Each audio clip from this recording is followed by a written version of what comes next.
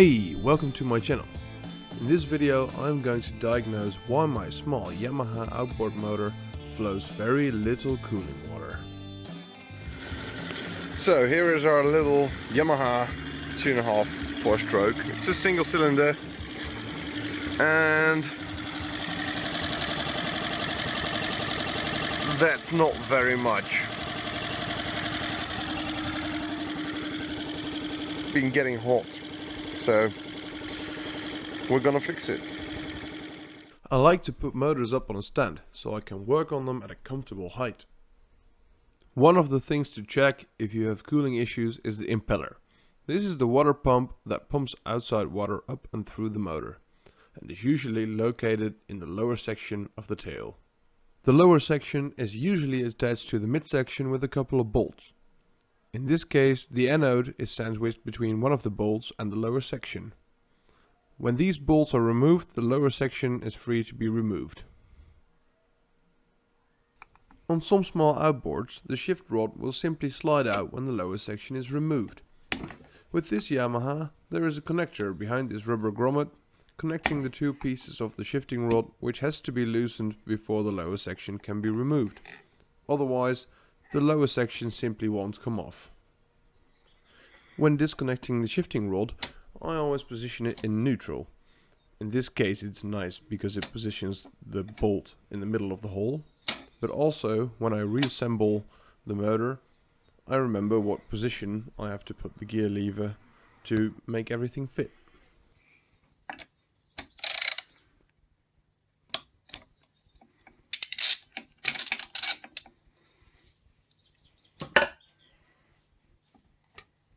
With the shifting rod now disconnected, we can go ahead and loosen the bolts that connect the lower unit to the midsection. With a little bit of careful jiggling and wiggling, the lower section can be removed.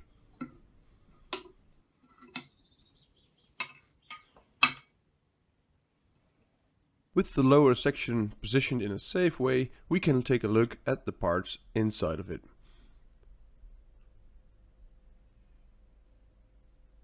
The lower shifting rod and the power shaft.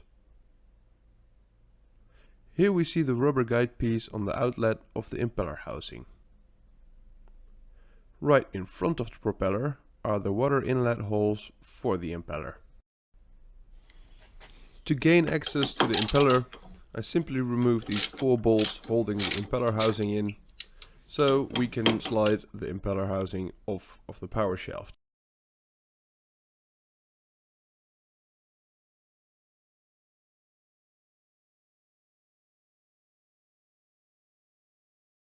When we turn the impeller housing over, we can see the impeller on the inside.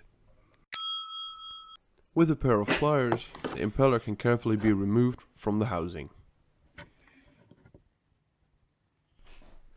The impeller looks to be in decent shape. There are no broken off or excessively worn pieces. The plastic-like material is still flexible and the fins can move freely.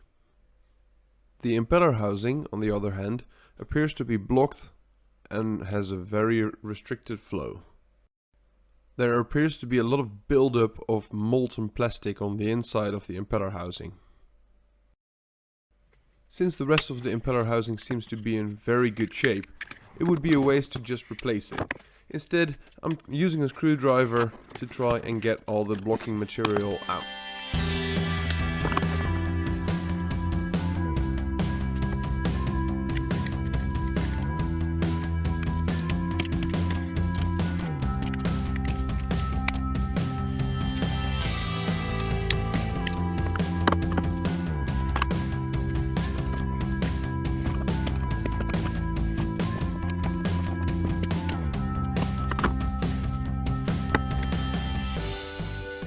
With most of the plastic that was blocking the outlet removed, the housing is ready to go back on. When reinstalling the impeller into the housing, simply keep the impeller at an angle and twist it in. It doesn't matter in which direction you rotate the impeller, since the fins are soft, and when the motor rotates the other direction, the fins will simply flip themselves to the other side. With the rubber guide piece and the impeller back into the housing, the assembly is ready to go back on. Rotate the impeller in such a way that the keyway in the impeller lines up with the key that's in the power shaft. This makes installing the impeller housing way easier.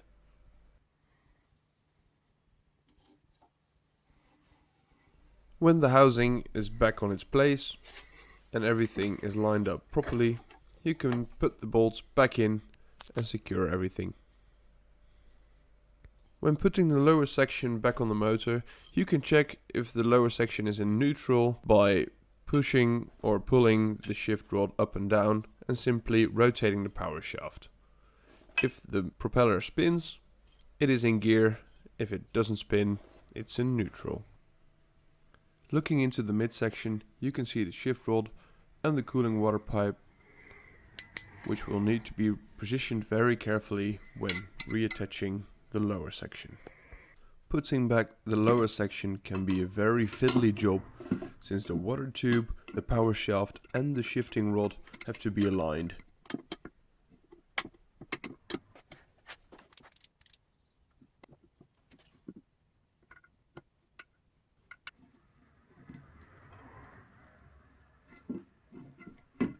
When the lower section finally slides in, the bolts can be put back and the little connector that connects the two halves of the shifting rod can be reattached.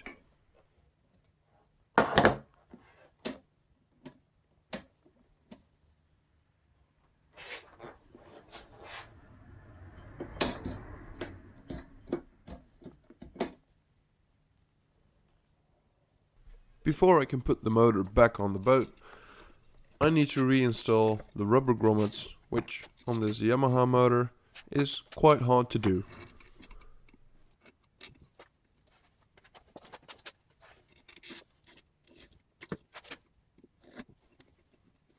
With the grommets back in, the motor can be put back on the boat.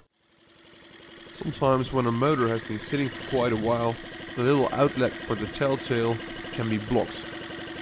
By simply taking a little drill bit or something smaller and poking it inside the hole, the opening can be freed up.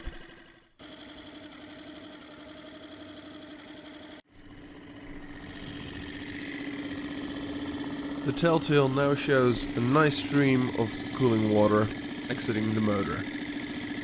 There is enough cooling flow at idle and at high RPMs, which means the motor won't get hot anymore. Seems like a job done.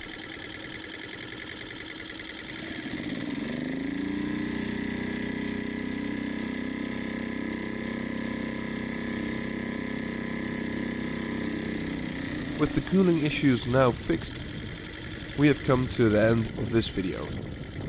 See you next time.